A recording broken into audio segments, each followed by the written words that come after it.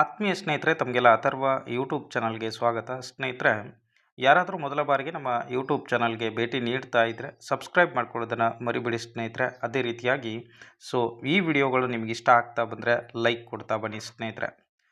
ಸ್ನೇಹಿತರೆ, ಆಲ್ರೆಡಿ ತಮಗೆಲ್ಲ ಗೊತ್ತಿರುವಂತೆ ಆರ್ಥಿಕ ಇಲಾಖೆ ಅಂತಕ್ಕಂಥದ್ದು ಸಹಾಯಕ ಪ್ರಾಧ್ಯಾಪಕರ ನೇಮಕಾತಿಗೆ ಒಂದು ಅನುಮೋದನೆಯನ್ನು ಕೊಟ್ಟಿದೆ.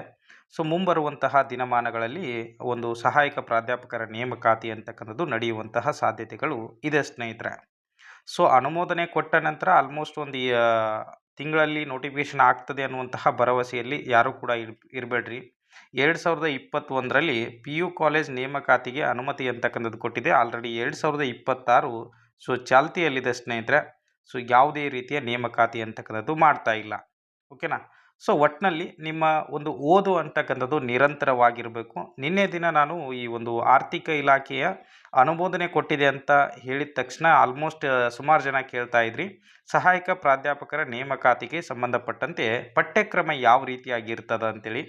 ನೋಡ್ರಿ, 2021ರಲ್ಲಿ ಸಹಾಯಕ ಪ್ರಾಧ್ಯಾಪಕರ ನೇಮಕಾತಿ ಅಂತಕ್ಕಂಥದ್ದು ನಡೆದಿತ್ತು. ಅದಕ್ಕೆ ಕರ್ನಾಟಕ ಪರೀಕ್ಷಾ ಪ್ರಾಧಿಕಾರ ಅಂತಕ್ಕಂಥದ್ದು ಒಂದು ಪರೀಕ್ಷೆಯನ್ನು ಕೂಡ ನಡೆಸಿತ್ತು ಸ್ನೇಹಿತರೆ. ಆ ಒಂದು ಪಠ್ಯಕ್ರಮದ ಕುರಿತು ನಾನು ನಿಮಗೆ ತಿಳಿಸ್ತಾ ಬರ್ತೀನಿ. ಒಟ್ಟಾರೆ 10 ಅಧ್ಯಾಯಗಳಿರ್ತದೆ. ಆಲ್ಮೋಸ್ಟ್ ಏನು ನೀವು UGC ನೆಟ್ ಪಠ್ಯಕ್ರಮವನ್ನು ನೋಡಿರ್ತೀರಿ, ಅದೇ ಒಂದು ಪಠ್ಯಕ್ರಮವನ್ನು ಯಥಾಸ್ಥಿತಿಯಲ್ಲಿ ಇಲ್ಲಿ ಕೊಡುವಂಥ ಪ್ರಯತ್ನವನ್ನು ಮಾಡಿದ್ದಾರೆ ಸ್ನೇಹಿತರೆ. ಮೊದಲನೇ ಘಟಕ ಬಂದಾಗ ಪ್ರಾಚೀನ ಕನ್ನಡ ಸಾಹಿತ್ಯ ಅಂತಕ್ಕಂಥದ್ದು ಬರ್ತದೆ. ಇಲ್ಲಿ ಒಂದು ಟೈಟಲ್ಗಳನ್ನ ನಾವು ನೋಡ್ತಾ ಬಂದಾಗ ಶಾಸನದ ಬಗ್ಗೆ ಆಗಿರ್ಬೋದು, ಅದೇ ರೀತಿ ಪ್ರಾಚೀನ ಪೂರ್ವ ಸಾಹಿತ್ಯ, ನೆಕ್ಸ್ಟ್ ಅದೇ ರೀತಿಯಾಗಿ ಪ್ರಾಚೀನ ಕನ್ನಡ ಸಾಹಿತ್ಯದಲ್ಲಿ ನೀವು ಚಂಪು ಆಗಿರ್ಬೋದು, ಅದರ ಲಕ್ಷಣಗಳು, ಚರಿತ್ರೆ, ಪುರಾಣ ಇವುಗಳ ಬಗ್ಗೆ ಓದಬೇಕಾಗ್ತದೆ. ಮುಖ್ಯವಾಗಿ ಇಲ್ಲಿ ಪ್ರಾಚೀನ ಕನ್ನಡ ಸಾಹಿತ್ಯದಲ್ಲಿ ಸುಮಾರು ಪಂಪನಿಂದ ಹಿಡಿದು ಜನ್ನನವರೆಗೂ ಕೂಡ ನೀವು ಕವಿ ಪರಿಚಯವನ್ನು ಕೂಡ ನೋಡ್ಕೊಳ್ಬೇಕಾಗ್ತದೆ ಸ್ನೇಹಿತರೆ. ರಾಜಾಶ್ರಯ, ಅದೇ ರೀತಿ ರಾಜಾಶ್ರಯದಲ್ಲಿದ್ದಂತಹ ಒಂದು ಸಾಹಿತ್ಯ ಮತ್ತು ಕನ್ನಡ ಸಾಹಿತ್ಯ ಮತ್ತು ಧರ್ಮಗಳು ಏನು ಬರ್ತಾವಲ್ಲ, ಜೈನ ಧರ್ಮ ಆಗಿರ್ಬೋದು, ಬೌದ್ಧ ಧರ್ಮ ಆಗಿರ್ಬೋದು, ವೀರಶೈವ, ಈ ರೀತಿಯಾಗಿ ಏನು ಬರ್ತಕ್ಕಂತಹ ಧರ್ಮಗಳ ಬಗ್ಗೆ ಕೂಡ ನೀವು ಇಲ್ಲಿ ಇನ್ ಡೀಟೇಲ್ ಆಗಿ ಓದ್ಕೋಬೇಕಾಗ್ತದೆ ಸ್ನೇಹಿತರೆ. ನೆಕ್ಸ್ಟು ಅದನ್ನು ಹೊರತುಪಡಿಸಿದರೆ ಘಟಕ 2ರಲ್ಲಿ ಮಧ್ಯಕಾಲೀನ ಕನ್ನಡ ಸಾಹಿತ್ಯ ಅಂತಕ್ಕಂಥದ್ದು. ಇದರಲ್ಲಿ ಸಾಹಿತ್ಯದ ರೂಪಗಳು ವಚನ ಆಗಿರ್ಬೋದು, ರಗಳೆ, ಷಟ್ಪದಿ, ಸಾಂಗತ್ಯ, ತ್ರಿಪದಿ, ಕೀರ್ತನ, ಶತಕ ಅಂತಕ್ಕಂಥದ್ದು ಏನು ಮಧ್ಯಕಾಲೀನ ಕನ್ನಡ ಸಾಹಿತ್ಯದಲ್ಲಿ ಬರ್ತದಲ್ಲ, ಅದರ ಬಗ್ಗೆ ಇನ್ ಡೀಟೇಲ್ ಆಗಿ ಓದ್ಕೋಬೇಕಾಗ್ತದೆ. ನೆಕ್ಸ್ಟು ಕಾಯಕದ ಕಲ್ಪನೆ ಆಗಿರ್ಬೋದು, ಅದೇ ರೀತಿ ಬಯಲು ಮತ್ತು ಆಲಯ, ಈ ರೀತಿಯಾಗಿ ಬರ್ತಕ್ಕಂತಹ ಒಂದು ವಚನಕಾರರ ಕಾನ್ಸೆಪ್ಟ್ಗಳನ್ನ ನೀವು ಚೆನ್ನಾಗಿ ಅರ್ಥ ಮಾಡ್ಕೊಳ್ಬೇಕು. ಅದು ಬಿಟ್ಟರೆ ಮಧ್ಯಕಾಲೀನ ಕನ್ನಡ ಸಾಹಿತ್ಯದಲ್ಲಿ ಬರ್ತಕ್ಕಂತಹ ಧರ್ಮಗಳಾಗಿರ್ಬೋದು, ಶೈವ, ವೀರಶೈವ, ವೈಷ್ಣವ, ಜೈನ ಮತ್ತು ನಾಥ ಪಂಥಗಳ ಬಗ್ಗೆ ನೀವಿಲ್ಲಿ ಓದ್ಕೋಬೇಕಾಗ್ತದೆ. ಅದೇ ರೀತಿಯಾಗಿ ಮಧ್ಯಕಾಲೀನ ಕನ್ನಡ ಸಾಹಿತ್ಯ ಮತ್ತು ರಾಜಾಶ್ರಯ, ಚಾಲುಕ್ಯರಾಗಿರ್ಬೋದು, ಹೊಯ್ಸಳರು, ರಾಷ್ಟ್ರಕೂಟರು, ಅದೇ ರೀತಿ ಗಂಗರು, ರಟ್ಟರು, ನೆಕ್ಸ್ಟ್ ಮೈಸೂರು ಒಡೆಯರ ಬಗ್ಗೆ ನೀವು ಓದಬೇಕಾಗ್ತದೆ. ಓಕೆನಾ. ಆಲ್ಮೋಸ್ಟ್ ಇಲ್ಲಿ ಹೊಸದಾಗಿ ನೀವು ಓದಬೇಕಾಗಿರೋದು ಮೈಸೂರು ಒಡೆಯರು, ಯಾಕಂದರೆ ಇಲ್ಲಿಯೂ ಕೂಡ ನೀವು ರಾಜಾಶ್ರಯವನ್ನು ಓದ್ಕೊಂಡಿರ್ತೀರಿ, ಬಟ್ ಪರ್ಟಿಕ್ಯುಲರ್ ಆಗಿ ಇಲ್ಲಿ ಇವ್ರ ಬಗ್ಗೆ ಓದಬೇಕಾಗ್ತದೆ, ಚಾಲುಕ್ಯರು, ಹೊಯ್ಸಳರ ಬಗ್ಗೆ. ಅದೇ ರೀತಿಯಾಗಿ ಮಧ್ಯಕಾಲೀನ ಕನ್ನಡ ಸಾಹಿತ್ಯ ಅಂತಕ್ಕಂಥದ್ರಲ್ಲಿ ನೀವು ಆಂಡಯ್ಯನಿಂದ ಹಿಡ್ಕೊಂಡು ಚಿದಾನಂದ ಅವಧೂತರವರೆಗೂ ಕೂಡ ಕವಿ ಪರಿಚಯವನ್ನು ನೋಡ್ಕೊಳ್ಬೇಕು ಸ್ನೇಹಿತರೆ. ನೋಡಿ, ಪ್ರಾಚೀನ ಕನ್ನಡ ಸಾಹಿತ್ಯ ಅಂತ ಬಂದಾಗ ಸುಮಾರು ಜನ ಕವಿಗಳು ಬರ್ತಾರೆ. ಅದೇ ರೀತಿ ಮಧ್ಯಕಾಲೀನ ಕನ್ನಡ ಸಾಹಿತ್ಯ ಚರಿತ್ರೆ ಅಂತಂದಾಗ ಇಲ್ಲಿಯೂ ಕೂಡ ಸುಮಾರು ಜನ ಕವಿಗಳು ಬರ್ತಾರೆ. ಇನ್ ಡೀಟೇಲ್ ಆಗಿ ಇವ್ರ ಬಗ್ಗೆ ನೀವು ಓದಲೇಬೇಕು. ಅದಾದ ನಂತರ ಬರ್ತಕ್ಕಂಥದ್ದು ಘಟಕ 3, ಆಧುನಿಕ ಕನ್ನಡ ಸಾಹಿತ್ಯ ಮತ್ತು ಕಾವ್ಯ ಅಂತಕ್ಕಂಥದ್ದು. ಹೊಸಗನ್ನಡ ಸಾಹಿತ್ಯ, ಅದರ ಹಿನ್ನೆಲೆಯ ಪ್ರೇರಣೆ ಮತ್ತು ಪ್ರಭಾವಗಳು. ನೆಕ್ಸ್ಟು ನವೋದಯ, ಪ್ರಗತಿಶೀಲ, ನೆಕ್ಸ್ಟ್ ಅಲ್ಲಿ ನವ್ಯ ಆಗಿರ್ಬೋದು, ದಲಿತ ಬಂಡಾಯ, ಮಹಿಳಾ ಸಾಹಿತ್ಯ. ಇಲ್ಲಿ ಬರ್ತಕ್ಕಂಥ ಪ್ರಮುಖ ವಾದಗಳನ್ನು ನೀವಿಲ್ಲಿ ಓದ್ಕೋಬೇಕಾಗ್ತದೆ. ನೆಕ್ಸ್ಟು ಹೊಸಗನ್ನಡದ ಕಾವ್ಯ ಪ್ರಕಾರಗಳು ಅಂತೇಳಿ, ಹೊಸಗನ್ನಡದ ಕಾವ್ಯ ಪ್ರಕಾರಗಳು, ಭಾವಗೀತ, ಸುನೀತ, ಅದೇ ರೀತಿ ಶೋಕಗೀತೆ, ಪ್ರಗಾತ, ಕಥನ ಕಾವ್ಯ, ಅದೇ ರೀತಿ ಖಂಡಕಾವ್ಯ, ಮಹಾಕಾವ್ಯದ ಬಗ್ಗೆ ಓದ್ಕೋಬೇಕು ಸ್ನೇಹಿತರೆ. ನೆಕ್ಸ್ಟು ಪರಿಕಲ್ಪನೆಗಳು ಅಂತೇಳಿ ಕೊಟ್ಟಿದ್ದಾರೆ. ನಾಡು ನುಡಿ ಪರಿಕಲ್ಪನೆ ಆಗಿರ್ಬೋದು, ಪ್ರಕೃತಿ ದರ್ಶನದ ಪರಿಕಲ್ಪನೆ, ಜೊತೆಗೆ ರಾಷ್ಟ್ರೀಯತೆ ಮತ್ತು ಉಪರಾಷ್ಟ್ರೀಯತೆ, ರಾಷ್ಟ್ರ ಮತ್ತು ಆಧುನಿಕತೆ, ಧರ್ಮ, ಸಾಮಾಜಿಕತೆ ಮತ್ತು ವ್ಯಕ್ತಿ, ಇವುಗಳ ಬಗ್ಗೆ ಇಲ್ಲಿ ನೋಡ್ಕೊಳ್ರಿ. ಅದೇ ರೀತಿ ಪ್ರಮುಖವಾಗಿ ಕವಿಗಳು BM ಶ್ರೀಕಂಠಯ್ಯನಿಂದ ಹಿಡಿದು ಆಲ್ಮೋಸ್ಟ್ ಲಕ್ಷ್ಮೀಪತಿ ಕೋಲಾರ್ ಅವ್ರಿಗೂ ಕೂಡ ನೀವಿಲ್ಲಿ ನೋಡಬೇಕಾಗ್ತದೆ ಸ್ನೇಹಿತರೆ. ಅದೇ ರೀತಿಯಾಗಿ ಇಲ್ಲಿ ಬರ್ತಕ್ಕಂತಹ ಭಾರತೀಯ ಮತ್ತು ಪಾಶ್ಚಾತ್ಯ ತಾತ್ವಿಕ ಚಿಂತನೆಗಳಂತಂದಾಗ ಇಲ್ಲಿ ಅಭಿಜಾತವಾದ, ರಾಷ್ಟ್ರೀಯವಾದ, ನೆಕ್ಸ್ಟು ವಸಾಹತುಶಾಹಿವಾದ, ನೆಕ್ಸ್ಟು ಪೌರಾತ್ಯವಾದ, ಇವೆಲ್ಲವನ್ನು ಕೂಡ ಸುಮಾರು ಒಂದು 10-15 ಏನಪ್ಪಾ ಅಂತಂದರೆ ವಾದಗಳನ್ನು ನೀವಿಲ್ಲಿ ಅಭ್ಯಾಸ ಮಾಡಬೇಕು ಸ್ನೇಹಿತರೆ. ನೆಕ್ಸ್ಟು ಘಟಕ 4 ಸೊ ಆಧುನಿಕ ಕನ್ನಡ ಸಾಹಿತ್ಯ ಮತ್ತು ಗದ್ಯ ಅಂತಕ್ಕಂಥದ್ದು ಬರ್ತದೆ. ಸೊ ಆಧುನಿಕ ಸಾಹಿತ್ಯದ ಪ್ರಕಾರಗಳಲ್ಲಿ ಕತೆ, ಕಾದಂಬರಿ, ನಾಟಕ, ಜೀವನ ಚರಿತ್ರೆ, ನೆಕ್ಸ್ಟು ಆತ್ಮಕಥೆ, ಪ್ರವಾಸ ಸಾಹಿತ್ಯ, ಸೊ ಈ ರೀತಿಯಾಗಿ ಏನು ಒಂದು ಟೈಟಲ್ಗಳು ಕೊಟ್ಕೊಂಡು ಸೊ ಅಧ್ಯಾಯಗಳನ್ನ ಮಾಡಿದಾರಲ್ಲ ಇವುಗಳನ್ನು ಕೂಡ ನೀವಿಲ್ಲಿ ನೋಡ್ಕೊಳ್ರಿ. ಅದೇ ರೀತಿ ಇಲ್ಲಿ ಬರ್ತಕ್ಕಂತಹ ಪ್ರಮುಖ ಕವಿಗಳನ್ನು ನೀವು ಓದಲೇಬೇಕು ಸ್ನೇಹಿತರೆ. ಗುಲ್ವಾಡಿ ವೆಂಕಟರಾಯರಿಂದ ಹಿಡಿದು ಆಲ್ಮೋಸ್ಟ್ HD ಪೋತೆಯವರೆಗೂ ಕೂಡ ಇಲ್ಲಿ ಕೊಟ್ಟಿದ್ದಾರೆ. ಸೊ ಇವುಗಳನ್ನ ಓದ್ಕೊಳ್ಳಿ. ಆಲ್ಮೋಸ್ಟ್ ಏನಪ್ಪ ಅಂದರೆ ಇದೇ ಪಠ್ಯಕ್ರಮ ಇರ್ತದೆ. ಯಾವುದೇ ರೀತಿ ಪಠ್ಯಕ್ರಮದಲ್ಲಿ ಬದಲಾವಣೆ ಮಾಡುವಂತಹ ಸಾಧ್ಯತೆಗಳು ಇಲ್ಲ ಸ್ನೇಹಿತರೆ, ಮಾಡೋದಿಲ್ಲ ಆಲ್ಮೋಸ್ಟ್. ನೆಕ್ಸ್ಟು ಘಟಕ 5ರಲ್ಲಿ ಬಂದಾಗ ಭಾಷಾ ವಿಜ್ಞಾನ ಮತ್ತು ದ್ರಾವಿಡ ಭಾಷಾ ವಿಜ್ಞಾನ, ಅದೇ ರೀತಿ ಕನ್ನಡ ಭಾಷಾ ಚರಿತ್ರೆ ಅಂತಕ್ಕಂಥದ್ದು ಕೊಡ್ತಾರೆ. ಸೊ ನೀವಿಲ್ಲಿ ಭಾಷಾ ವಿಜ್ಞಾನ ಆಗಿರ್ಬೋದು, ಅದೇ ರೀತಿ ಭಾಷೆಯ ಸ್ವರೂಪ, ಲಕ್ಷಣ ಮತ್ತು ಅದಕ್ಕೆ ಸಂಬಂಧಪಡ್ತಕ್ಕಂತಹ ವಾಕ್ಯಗಳು, ನೆಕ್ಸ್ಟು ಭಾಷೆಯ ಪ್ರಭೇದಗಳು, ಅದೇ ರೀತಿ ಸಾಮಾಜಿಕ ಮತ್ತು ಪ್ರಾದೇಶಿಕ ಭಾಷೆಗಳಂತಕ್ಕಂಥದ್ದು.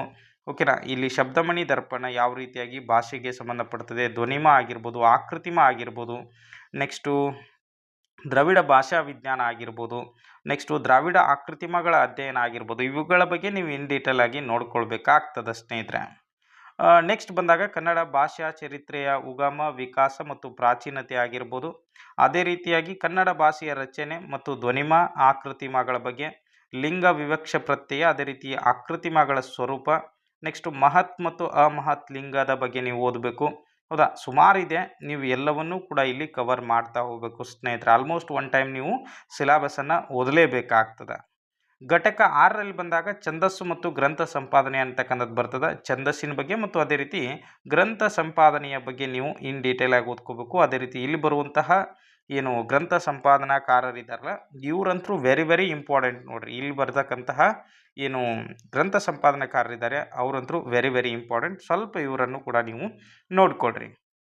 ನೆಕ್ಸ್ಟ್ ಅದೇ ರೀತಿಯಾಗಿ ಕಾವ್ಯ ಮೀಮಾಂಸೆ ಮತ್ತು ಭಾರತೀಯ ಮತ್ತು ಪಾಶ್ಚಾತ್ಯ ಕಾವ್ಯ ಮೀಮಾಂಸೆ ಅಂತಕ್ಕಂಥದ್ದು. ಸೊ ಇಲ್ಲಿ ಭಾರತೀಯನೂ ಓದಬೇಕಾಗ್ತದೆ, ಅದೇ ರೀತಿ ಪಾಶ್ಚಾತ್ಯ ಕಾವ್ಯ ಮೀಮಾಂಸಕರು ಮತ್ತು ಅವರ ಪರಿಕಲ್ಪನೆಗಳೇನಿದಾವಲ್ಲ, ಅನುಕರಣವಾದ, ಕೆಥಾರ್ಸಿಸ್, ಭವ್ಯತೆ, ಇಮ್ಯಾಜಿನೇಷನ್, ಮಾನಸಿಕ ದೂರ, ಇಂಥವುಗಳನ್ನು ಕೂಡ ನೀವು ನೋಡ್ಕೋಲೇಬೇಕಾಗ್ತದೆ ಸ್ನೇಹಿತರೆ.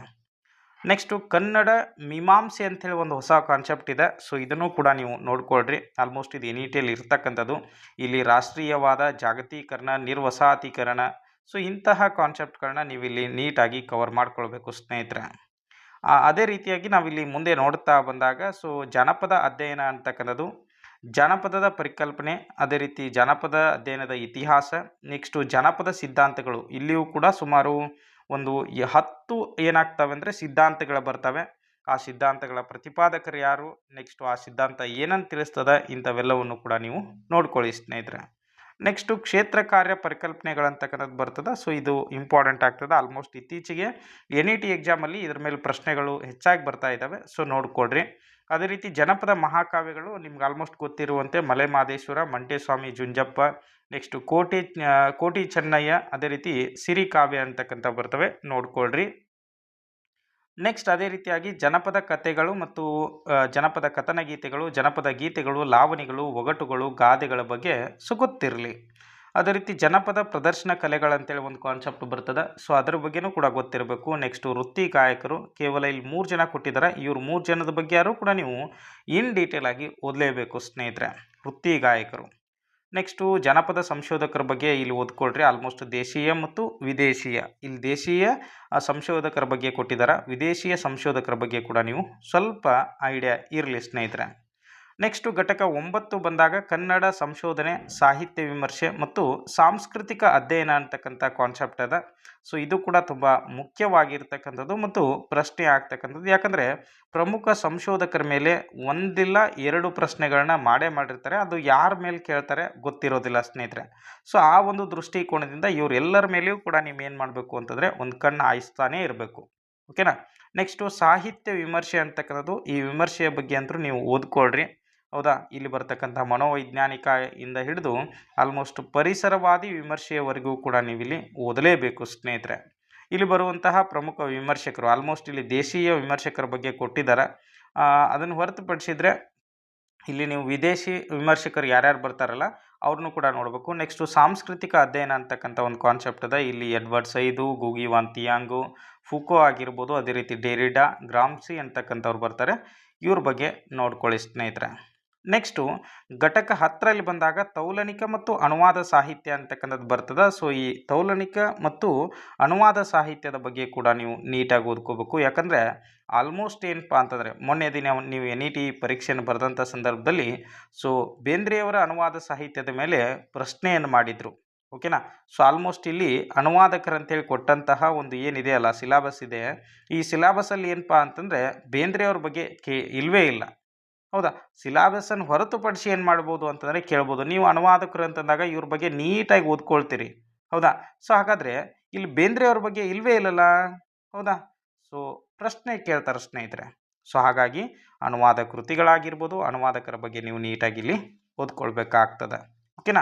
ಸೊ ಇದಿಷ್ಟು ಏನಪ್ಪ ಅಂತಂದರೆ ಘಟಕ 10 ಬರ್ತಕ್ಕಂತಹ ಪ್ರಮುಖ ವಿಚಾರಗಳನ್ನ ನಾನು ಹೇಳಿದ್ದೀನಿ. ಸೊ ಆಲ್ಮೋಸ್ಟ್ ನೀವು ಇದನ್ನು ನೀಟಾಗಿ ಓದ್ಕೊಂಡು ಮೊದಲು ಸಿಲಾಬಸನ್ನು ನೀಟಾಗಿ ಓದ್ಕೊಳ್ರಿ. ಹೌದಾ. ಆ ನಂತರ ಅದಕ್ಕೆ ಬೇಕಾದಂತಹ ಬುಕ್ಸ್ಗಳು ಯಾವುವು ಅನ್ನೋದನ್ನು ನಾನು ಒಂದು ವಿಡಿಯೋ ಮಾಡಿದ್ದೀನಿ. ಅದರ ಲಿಂಕನ್ನು ಕೂಡ ಡಿಸ್ಕ್ರಿಪ್ಷನ್ ಬಾಕ್ಸಲ್ಲಿ ಕೊಟ್ಟಿರ್ತೀನಿ. ಅದನ್ನು ನೋಡ್ಕೊಳ್ರಿ. ಅದಕ್ಕೆ ಸಂಬಂಧಪಡುವಂತಹ ಪುಸ್ತಕಗಳನ್ನ ಪರ್ಚೇಸ್ ಮಾಡಿಕೊಂಡು ಸೊ ನೀವು ಓದುವಂತಹ ಪ್ರಯತ್ನವನ್ನು ಮಾಡಿರಿ. ಆಲ್ಮೋಸ್ಟ್ ಇನ್ನೂ ಒಂದು 3 ರಿಂದ 4 ತಿಂಗಳು ಪ್ರೊಸೆಸ್ ಆಗುವಂತಹ ಸಾಧ್ಯತೆಗಳು ಇದೆ ಸ್ನೇಹಿತರೆ. ಹೌದಾ. ಸಡನ್ಲಿ ಇವತ್ತು ಆರ್ಥಿಕ ಇಲಾಖೆಗೆ ಅನುಮೋದನೆ ಸಿಕ್ಕಿದೆ, ನಾಳೆನೇ ನೋಟಿಫಿಕೇಶನ್ ಆಗ್ತದೆ ಅನ್ನುವಂತಹ ಭ್ರಮೆಯಲ್ಲಿ ಯಾರೂ ಕೂಡ ಇರಲಿಕ್ಕೆ ಹೋಗಬೇಡಿ. ಹೌದಾ. ಇದು ನನ್ನ ಸಜೆಷನ್. ನಿಮಗೆ ಹೆಂಗೆ ಅನಿಸುತ್ತೋ ಆ ರೀತಿಯಾಗಿ ನೀವು ಮಾಡ್ಬೋದು. ಓಕೆನಾ. ಸೊ ಈ ಸಿಲಾಬಸಲ್ಲಿ ಏನಾದರೂ ಡೌಟ್ಸ್ ಇದ್ದರೆ ಸೊ ನಮ್ಮ ಟೆಲಿಗ್ರಾಮ್ ಗ್ರೂಪಿಗೆ ಜಾಯ್ನ್ ಆಗಿರಿ. ಒಂದು ಲಿಂಕನ್ನು ಕೂಡ ನಾನು ಆಲ್ರೆಡಿ ಕೊಟ್ಟಿರ್ತೀನಿ ಡಿಸ್ಕ್ರಿಪ್ಷನ್ ಬಾಕ್ಸಲ್ಲಿ. ಸೊ ಏನಾದರೂ ಗೊಂದಲಗಳಿದ್ದರೆ ನೀವು ಅಲ್ಲಿ ಪ್ರಶ್ನೆ ಮಾಡ್ತಾ ಬನ್ನಿ ಸ್ನೇಹಿತರೆ. ಎಲ್ರಿಗೂ ಕೂಡ ಧನ್ಯವಾದಗಳು.